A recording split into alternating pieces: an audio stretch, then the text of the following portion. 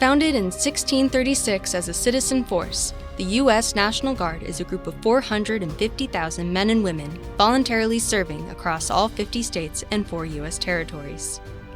What makes National Guard members different from active duty or full-time personnel is that they hold regular civilian jobs while simultaneously performing part-time military training on weekends and in the summer. They don't live or work on military bases. Instead, meet and work out of buildings known as armories in the communities where they live. Guard units can be called upon to help with public safety, to support emergency responders during natural disasters such as earthquakes, flooding, and wildland fires, as well as other types of emergencies like COVID-19. Additionally, the National Guard can deploy to support military missions around the world. The U.S. Constitution says the National Guard will function as both a state and federal force. For homeland missions, they fall under their state governor, whereas for federal deployments, they report to the President of the United States.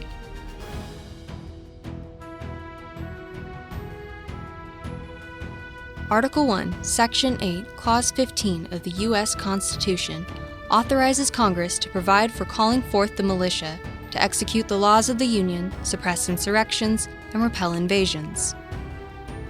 Clause 16 further states that Congress will provide for organizing, arming, and disciplining the militia, and for governing such part of them as to be employed in the service of the United States, reserving to states respectively the appointment of officers and the authority of training the militia according to the discipline prescribed by Congress. The Second Amendment of the U.S. Constitution states that a well-regulated militia, being necessary to the security of a free state, the rights of the people to keep and bear arms shall not be infringed. During the Revolutionary War, militias were groups of able-bodied men who protected their towns and colonies. Oregon's state constitution protects that same right. The Oregon Constitution and revised statutes, chapters 396, 398, and 399, authorizes and governs the Oregon State Militia. We call them revised statutes because they are republished every 2 years in accordance with the Oregon legislature and incorporate any changes to the law. Just like the U.S. Constitution, our state constitution is a living document, meaning that it can be continually edited and updated. Similar to the President, the Governor of Oregon, by virtue of office, is the Commander-in-Chief of the Oregon Militia. Oregon Revised Statute 396.150 authorizes the Governor to appoint an Adjutant General. The position of Adjutant General is twofold, not only to command the Oregon Militia, known today as the Oregon National Guard, but also to serve as Director of the Oregon Military Department. When bills are signed into law by the President, they become part of what's known as the United States Code, or U.S. Code for short. The Posse Comitatus Act, U.S. Code 18, Section 1385, was first signed into law on June 18, 1878. The Act prohibits active duty personnel from responding to national emergencies. National Guard forces may operate under state authority, known as Title 32, reporting to their governor. In this status, they were exempt from Posse Comitatus Act restrictions because they are not in a federal status. If law enforcement does not have adequate qualifications to address certain threats, like nuclear or biological weapons, the United States Attorney General may request the Secretary of Defense to provide assistance.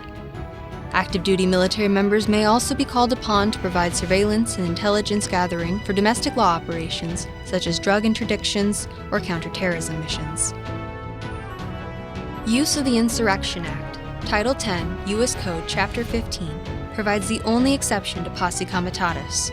In order for the Insurrection Act to be used, the President must first publish a proclamation for insurgents to disperse. Requests can also be made by governors or state legislature and pushed up to the federal level for approval.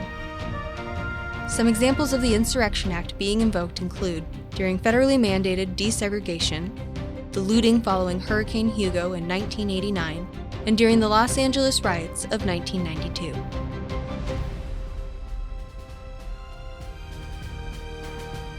As previously stated, Guard units can be called upon to support emergency responders to help with public safety. Hurricane Katrina is an example of this type of mission, known as Defense Support of Civil Authorities.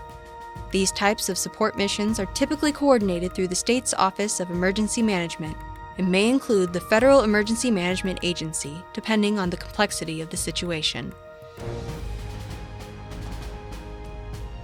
The Guard also has several of its own internal missions. Known as the State Partnership Program, the National Guard Bureau connects states and territories with other nations to work together to increase operability and knowledge through military-to-military engagement. The program has grown from the initial 3 participating countries in the early 1990s to now include more than 89 countries across the globe. Though ran by the National Guard Bureau, the program is guided by the goals of the State Department and the Department of Defense and is supervised by the state's Adjutant General at the local level. Another National Guard mission is supporting the North American Aerospace Defense Command, which is tasked with safeguarding the skies above both our country and Canada as well. To accomplish this mission, 8 states across the West work together to monitor air traffic from the Mississippi River to the Pacific Ocean, working together with other federal partners. A similar structure also exists that covers the Mississippi River to the Atlantic Ocean.